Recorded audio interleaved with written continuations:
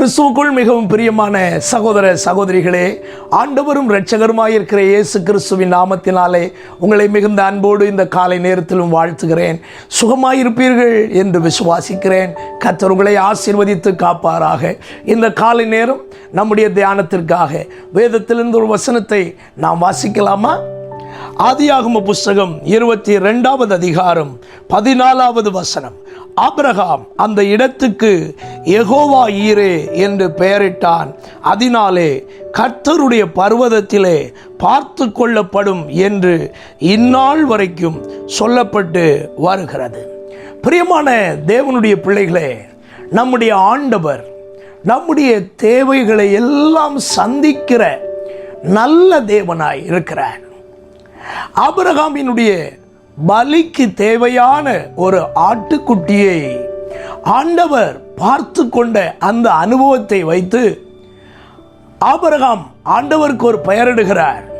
யெகோவா ஈரே, என்னுடைய தேவைகளை எல்லாம் சந்திக்கிறதான ஆண்டவர், அல்லது கர்த்தருடைய பர்வதத்தில் என் தேவைகளெல்லாம் பார்த்து கொள்ளப்படும் என்று அர்த்தமாம்.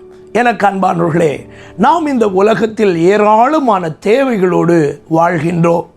நம்முடைய தேவைகளை எல்லாம் நம்முடைய ஆண்டவர் சந்திக்கிறவர். அந்தந்த நாளினுடைய காரியங்களை தேவன் நமக்கு சந்தித்து நடத்துகிறவராய் காணப்படுகிறார். உங்கள் தேவைகள் சிறியதோ பெரியதோ, அதை ஆண்டவரால் சந்திக்க முடியும் என்பதை நீங்கள் நிச்சயமாய் நம்ப வேண்டியது அவசியமாய் காணப்படுகிறது.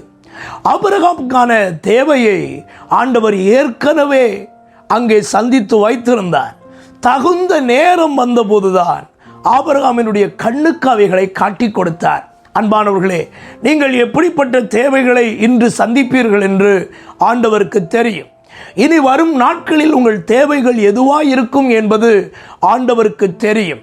ஆனால் இன்றைக்கு இந்த காலை நேரம் உங்கள் உள்ளம் கலங்காதிருப்பதாக, நான் என்ன செய்வேன், இது எப்படி சந்திக்கப்படும் என்று உங்களுக்குள்ளே பல சந்தேகங்களும் கேள்விக்குறிகளும் அங்கலாய்ப்புகளும் உங்களுக்கு வரலாம். ஆனால் இன்றைக்கு ஒன்றை மட்டும் உங்கள் இருதயத்தில் எழுதி கொள்ளுங்கள். நான் கவலைப்பட வேண்டிய தேவையில்லை.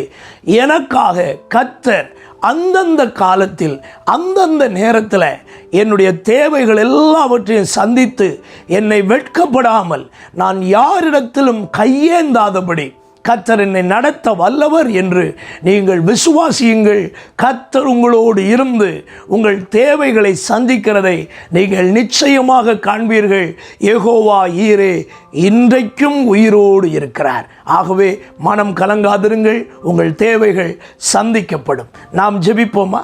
சகல தேவைகளையும் எங்களுக்கு சந்தித்து நடத்துகிற எங்கள் நல்ல ஆண்டவரே, மனுக்குலத்தின் தேவைகளை நீர் சந்திப்பதற்கு இன்றைக்கும் போதுமானவராயிருக்கிறீர். யெகோவா ஈரே, உம்மை நம்புகிற எந்த மனிதனையும் வெட்கப்படவோ தள்ளாடுவதற்கோ நீர் விடமாட்டீரே.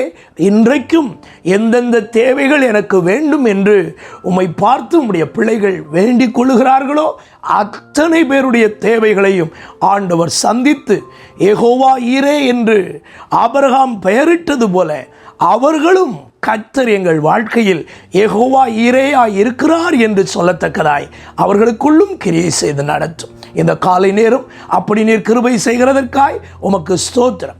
இந்த நாளையும் ஆசீர்வாதமாக்கி தாரும். இரட்சகர் இயேசுவின் நாமத்தில் இவைகளை மிகுந்த மனத்தாழ்மையோடு வேண்டிக் கொள்கிறோம் எங்கள் நல்ல பிதாவே, ஆமென். God bless you. கர்த்தர் உங்களை ஆசீர்வதிப்பார். ஆமென்.